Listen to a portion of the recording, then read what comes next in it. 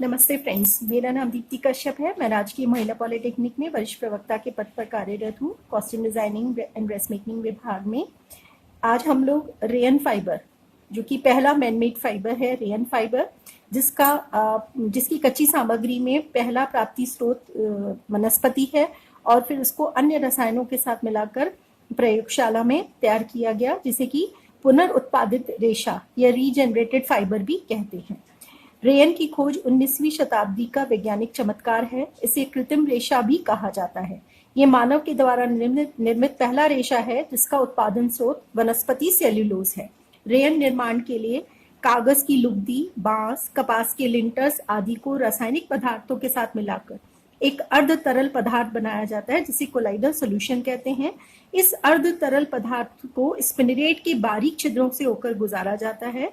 उसके बाद नियंत्रित ताप से सुखाकर ठंडे जल में प्रवाहित कर खींचकर व बटकर अविरल धागा प्राप्त किया जाता है। स्पिनरेट बनाने की जो विचार था वो मानव को सिल्क धागा, जो रेशम का कीड़ा अपनी लार मुख के ग्रंथियों से जो लार निकालता था और इसके चारों तरफ जो एक कोकून तैयार होता था, उस मुख ग्रंथियों के आधार पर स्पिनरेट की रचना मानव ने निर्मित की। इस तरह का एक छलनी नुमा आकृति होती है जो कि प्लेटिनम धातु की बनी होती है। प्लेटिनम धातु वो धातु होता है जिस पर कोई भी रसायन की क्रिया नहीं होती है। तो इससे जो है वो रेयन फाइबर का निर्माण किया गया। इसको आधार बनाकर रेयन फाइबर का निर्माण किया गया। रेयन के रेशे प्राकृतिक रेशम के समान ही चिकने, चमकदार, कोमल व सुंदर होते हैं, परंतु इनमें मजबूती, प्रत्यास्था, सटने का गुण तथा सघनता का अभाव रहता है। रेयन का निर्माण जो था वो ऐसा कह सकते हैं कि रेशम की जो आपूर्ति सब लोगों तक नहीं हो पाती थी, क्योंकि वो महंगा फाइबर था। इसलिए जो है वो रेयन की खोज हुई। रेयन का शाब्दिक अर्थ है सूर्य या प्रकाश की किरणों का परावर्तन करना। निर्माण की विधि के आधार देखा जाए तो रेयन के अगर हम प्रकारों के बारे में बात करें तो रेयन जो है 3 प्रकार का होता है। एक तो पुनर्निर्मित सेल्यूलोज रेयन और एक सेल्यूलोज एसीटेट। पुनर्निर्मित सेल्यूलोज रेयन 3 प्रकार का होता है: नाइट्रोसेल्यूलोज, कुप्रामोनियम विधि के द्वारा निर्मित और विस्कस रेयन। सभी रेयन के बनाने की आधारभूत विधि एक ही है, परंतु विविधता आती है इनकी कच्ची सामग्री के आधार पर, रासायनिक पदार्थों के उपयोग के आधार पर और विशिष्ट निर्माण विधि के आधार पर। आज हम विस्कस रेयन की निर्माण विधि देख रहे हैं, क्योंकि सभी रेयन के निर्माण में अलग अलग रसायनों की आवश्यकता होती है। विधि तरीका एक ही है। रसायनों को मिलाया जाता है, उनका सोल्यूशन तैयार किया जाता है। उस सोल्यूशन को कोलाइडल सोल्यूशन कहते हैं। उस सोल्यूशन को फिर स्पिनरेट में डाला जाता है और फिर जो है रेशा प्राप्त किया जाता है।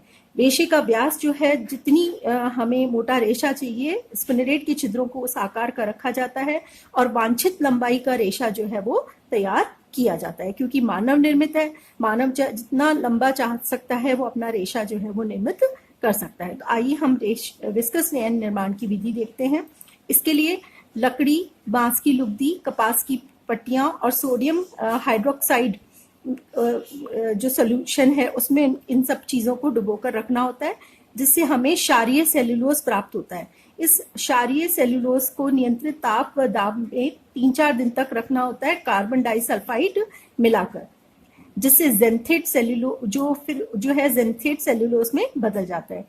जेंथेट सेल्यूलोज में सोडियम हाइपोक्लोराइड का हल्का घोल डाला जाता है, जिससे गाढ़ा घोल तैयार होता है।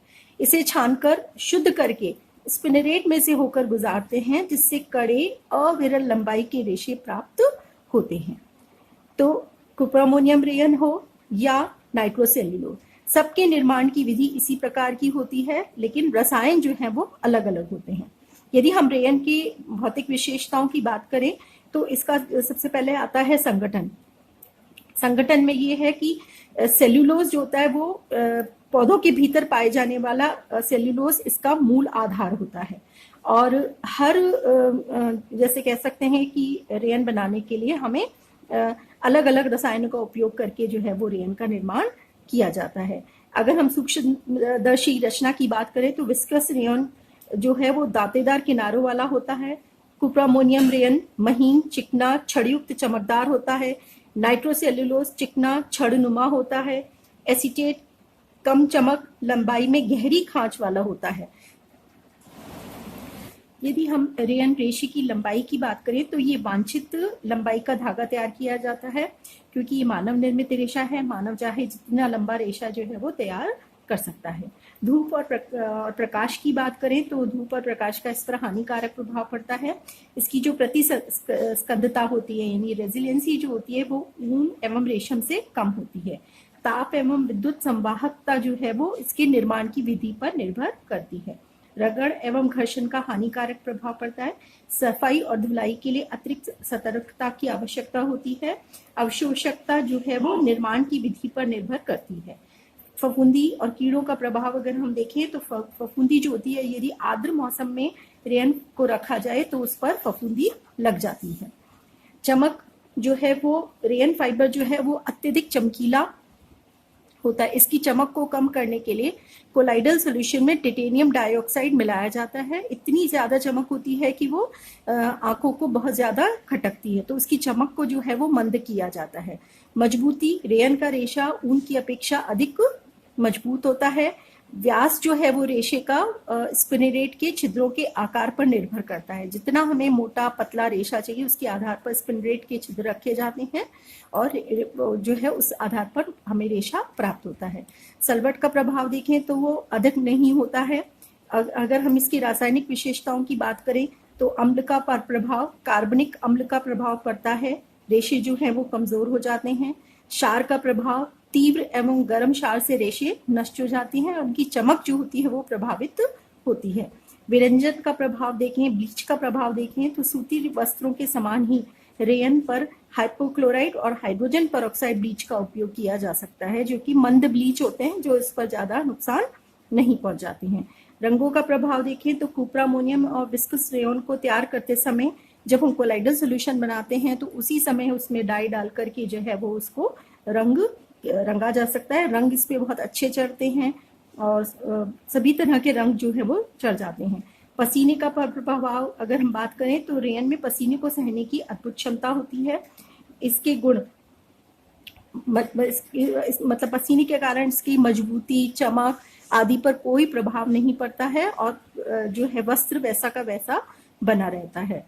तो कह सकते हैं कि रेयन फाइबर जो है वो सिल्क के स्थान पर जो है वो उत्पादित किया गया था और साथ ही इसमें क्योंकि इसका जो कच्ची सामग्री में वनस्पति यानी सेल्यूलोज होने के कारण ये इसकी कुछ गुण जो हैं वो हमारे सिल्क से वनस्पति रेशों से भी मिलते हुए हैं और कुछ क्योंकि इसमें अन्य रसायन मिलाकर के इसको बनाया जाता है तो ये वो आर्टिफिशियल सिल्क की तरह भी इसको जो है उपयोग में लिया जाता है।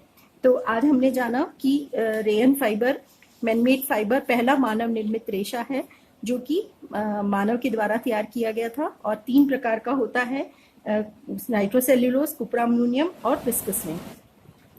आज हमने मानव निर्मित रेयन के बारे में जाना। इसी तरह से केमिकल फाइबर, संश्लेषित रेशे जिन्हें कि हम रासायनिक रेशे भी कहते हैं, सिंथेटिक फाइबर्स भी कहते हैं, उनकी निर्माण विधि भी रेयन के समान ही होती है। रसायनों को मिलाकर के सोल्यूशन बनाया जाता है। उस सोल्यूशन को स्पिनरेट में डाल करके निकाला जाता है और फिर जो है वो रेशे जो तैयार कर लिए जाते हैं। सभी की निर्माण विधि जो है वो रेयन के अनुसार ही होती है। आगे आने वाले सेशन में हम नायलॉन फाइबर के बारे में जानेंगे। Thank you.